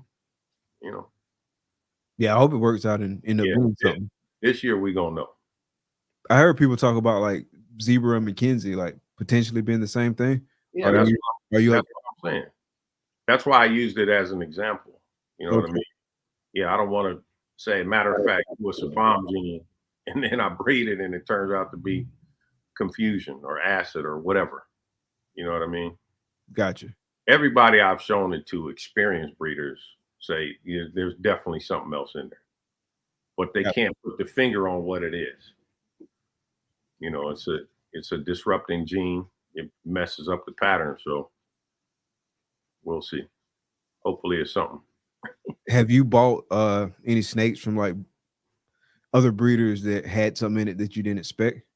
Like maybe a hidden head or stuff like that? I said that about last year, all of our clutches. We cut something. What is this? Reach back, like, where'd that come from? It wasn't sold to us with lace. How do we get lace in here? Wasn't sold to us with redhead. Where'd that come from? It seemed like every clutch, 2 or 3 snakes in the clutch come out with something I didn't buy. Yeah. That free gene. But, it's so hard now, really, I mean, what is there? 400 different genes out now. It's easy to overlook a gene, Right.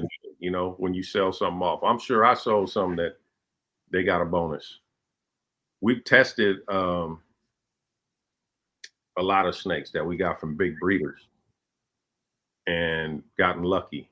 You know, we bought a DG Pied and it turned out to be 100% head hypo.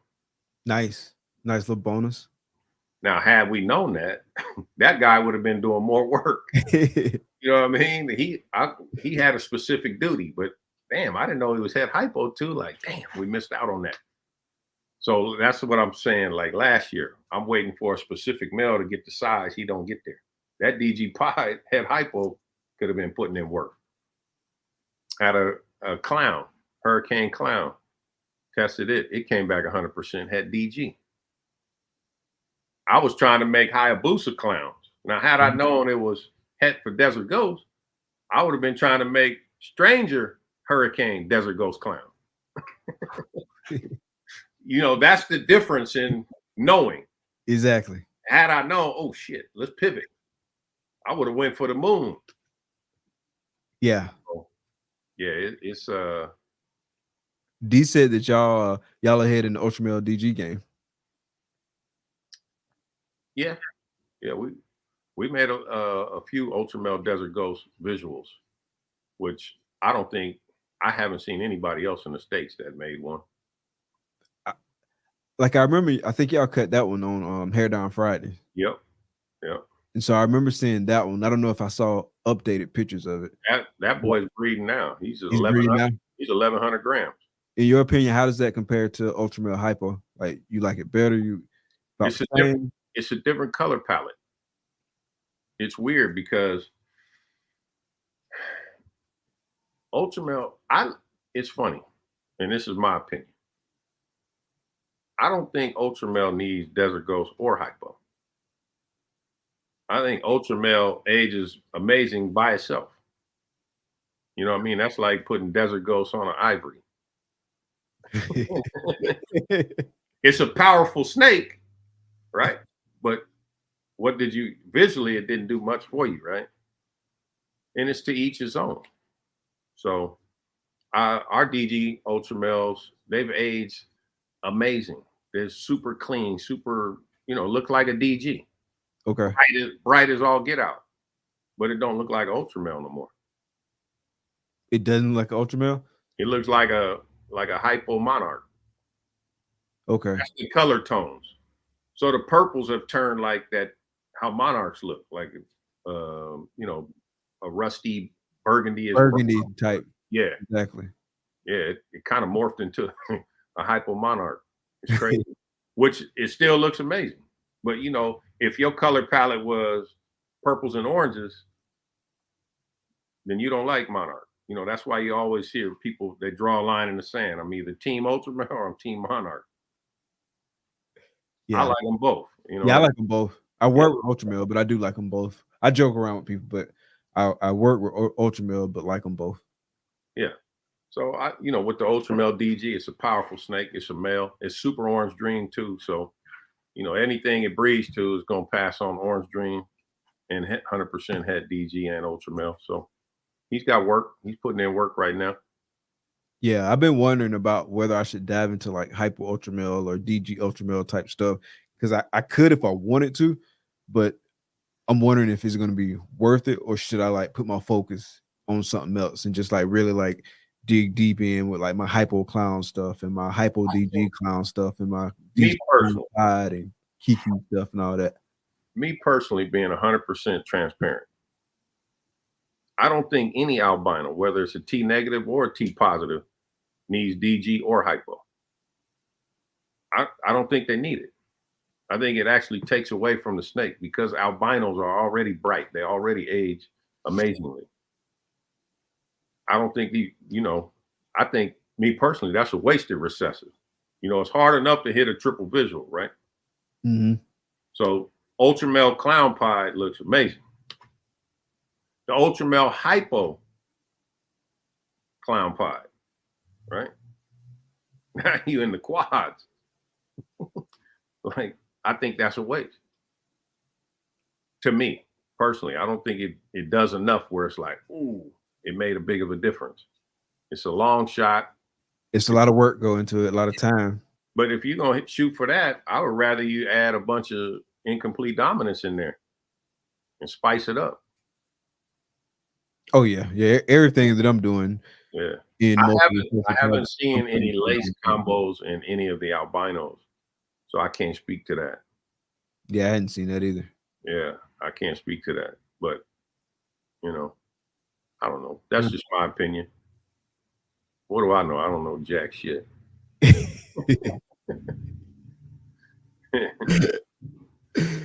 I don't think Mike gonna hop back in here with us. And that's another funny thing about lace, right? It's so many genes been around forever. You know, when people they quick to jump right on the bandwagon. I'm not taking away from lace. I'm not shitting on lace. I love lace, but nobody did nothing with it. That goes back to what I was saying. Nobody had that creative mindset to say, ooh, this is a nice gene. Let me work with it. Don't wait for a so-called big breeder to make a combo and then you run and chase for that. Have some creativity and, you know, think about, ooh, I like this. I like that. How can I make it better?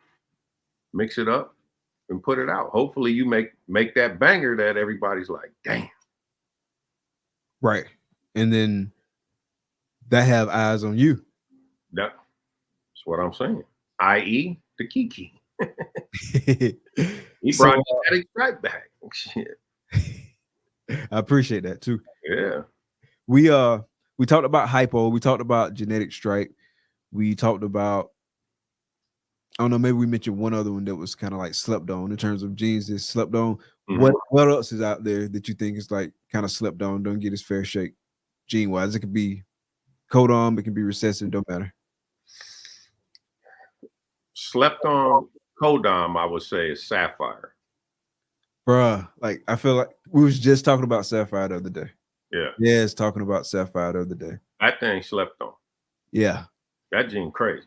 Sapphire is nuts. I love that. As an incomplete dominant, I think that's slept on. And as a recessive, hypo. You know, hypo's getting this just this year. But I've been screaming hypo for 3 years and people said I was crazy. Talk trash about hypo. Oh man, they would dog, man, they would. I'm glad I got thick skin because that shit don't bother me, but man, they was dogging me out. KG crazy, but they were all, everybody's focused on DG because somebody made a DG combo that, you know, blew them out their water. It was, oh my God, DG's the best. Mandarin for sure slept on, but it had that, like we talked about, the miss IDs. Now you're gonna start seeing some real Mandarin combos come out, and you're gonna say, "Holy nuts, holy!" I'm Mandarin over OD all day. You can take all my OD, and I'll swap it for Mandarin. What you think about that Bang gene? I like Bang. I like Bang, but it's another orange gene, so I don't want to. You know, like I said, I want to focus. So I'm Mandarin. I'm Team Mandarin. I don't want no other orange genes. I'm good. Gotcha. Yep, I'm good. Paint. You see how people been around forever. Now all of a sudden it's hot. You know, it's crazy. Yeah, I like that paint stuff. Like Monsoon, tri-stripe. I love tri-stripe. Another gene, been around forever. Everybody's hot and heavy on puzzle right now. I think I like tri-stripe better than puzzle. Oh, word? What would you do in the tri-stripe project? I'm not even gonna mess with it. We got too many recessives. But if I was in tri-stripe, yeah, if you were in it, I would mix it with Monsoon immediately. Okay. Yeah, immediately. Because tri-stripe's a dominating gene. Monsoon's a dominating gene. I would be interested to see what does that look like. Yeah, make them fight and see. Yeah. Let's see who's gonna win. Exactly. Yeah. Monsoon is one I like a lot. I'm trying to limit projects and whatnot. Monsoon is one I like. Tri-stripe is one I like. It's a lot of stuff that I like. I'm just not gonna get in that project because I do want to like focus and like really be dialed in and maximize space, time, all that good kind of stuff. But yeah, it's a lot of nice stuff out there, and that's part of the beauty of like this whole industry, this whole hobby, whatever you want to call it, something in the middle, whatever you want to call it. But that's the beauty. It's like how many tools you have at your disposal. Yep. And it's just a matter of reaching into the tool bag and working with it, being creative with it. Yeah. And that's another thing, right? Because people are quick to poo-poo monsoon. It's too strong. It's this. That's the allure of monsoon. That's the look you like. Why are you changing something you like? Instead of, let me think, how can I make that monsoon better? Let me add Desert Ghost and Hypo on top. Let me put lace in that. Let me add a color gene, maybe Ultramel on top of the monsoon. Instead of you worried about, oh man, it's too dominating. I don't want that. You're going about it the wrong way. Yeah, that's the exact route I would go with monsoon. That's what I'm saying. There's so much to do with just that pattern. You don't even need to change the pattern. It's so much you can add to it. Just throw a different color. Just throw a different coat of paint on there. Boom. Man, that's what I'm saying, man. What does a monsoon Ultramel look like? It's gonna be nuts. This is what I'm telling you. But people want to crap on it, like, oh man, that's monsoon Exantic. The same thing. Yeah, exactly. But monsoon people are so zeroed in on what somebody else said. No, it's too dominating. I don't want to mess with it. It's just like Pied. Everybody jumped off Pied. I'm selling all my Pied. Oh, I'm glad I didn't do that. Pied is what got us all into this. And all the new breeders. You saw Pied in that spark. You felt like Pookie in the Carter. And keep it real, man. Like my Pied stuff, still consistently, bro. Consistently. That's what I'm saying. A Pied. Anybody that don't know shit about snakes, you can show them your $45,000 snake and show them a Pied, and they tell them pick one. They're gonna pick the Pied all day. Ain't even close. It's not even close. It's not even close. But that's what's gonna keep this industry going. We got to get new blood in here. Right. It ain't gonna be a $50,000 snake. I can tell you that. Man, I mean, D touched on a good point the other night. Like, just thinking about like some of the investments that we've made, like in this business, in this hobby, in this industry. Back then, it was like, man, I couldn't fathom investing that in it, right? But now it's like a whole different kind of like mentality, kind of thought process and whatnot. And you understand like kind of what it takes and why you need to invest in this and why you need to invest in that. And so it's just like a whole different thought process. But I mean, 4 years ago, like I had none of that. Like it was a blank slate. All I knew is, hey, I like these snakes. This is pretty cool. I've been watching these videos and I'm starting to get hooked to this stuff. Yeah. And that's all I can think about. And then it just like snowballs after that. Yeah. We haven't even scratched the surface of Pied combos. If you like a low white, you know how to make it low white. You like it high white, you know how to do that. Now it's time. The trick now is how do we manipulate the pattern? Yeah. You feel me? We done seen Pieds in every color damn near. Now let's figure out how can we manipulate that pattern. We ain't scratched the surface. Yeah, I love the Pied stuff. That's one project. Like if I was asked that same question as far as like projects that I've progressed in, I skipped some steps in that DG Clown Pied project just because a male that I had happened to be hit Pied. Man, right. I appreciate you, brother. You know what I'm saying? Yeah, man. If you knew, that's what I wish. You know, eventually, genetic testing will be more affordable. As soon as there's more competition, it's going to drive the price down, right? If you could genetic test and, you know, one gene testing, or say a panel test costs you, let's say panel test got all the way down to like $40. Mm-hmm. Now it would behoove you to say, man, let me genetic test all my adults. You could do a panel test, and now we can wash out, you could shake out all them genes that all the hets that it might have. Right. Or, you know, the ODs, the yellow bellies you didn't know it had. Instead of wasting that parent, cutting that egg, and next thing you know, you got an Ivory. Like, what the hell is this? Yeah, it goes back to what you're saying, like having that knowledge and being able to. If you know, oh man, that's the beauty of the shed testing, right? They always say hindsight is 20/20. The shed test is your hindsight. It's your G code. You can prove it now. Now I know. Oh shit. I'm waiting on one more snake to shed, and I got a whole envelope full of sheds I need to send off and get them tested. Yeah, yeah. And I think it helps us in the long run too. You know, it's going to prevent a lot of pet quality, or should I say, wholesale snakes hitting the market. Right. You don't have to breed, you know, a clutch of 10. You don't have to hold back all 10 and then mix and match those 10. It might take you 5 years. You'd have made 80 snakes to get one. Right. Versus if you had the shed testing, you would have made 8 snakes and got the one. Right. It's definitely going to reduce the numbers. And what controls price? Supply and demand. Well, right now the supply is crazy. Demand's low. But let's say if we went to morph, anybody went to morph today and there was only 213 snakes available. I bet you couldn't find one under $2,000. Oh, not at all. That's probably too low. You see what I don't care what gene it is. It could be just a yellow belly. Right now we got a supply. It's crazy. So, you know, it is what it is. Yeah, I think long term, like I do think long term it'll probably speed some things up, but long term it'll also make things, like to your point, like more efficient. And I think it's going to be beneficial for everybody at all levels. Everybody. It helps. It can only help you.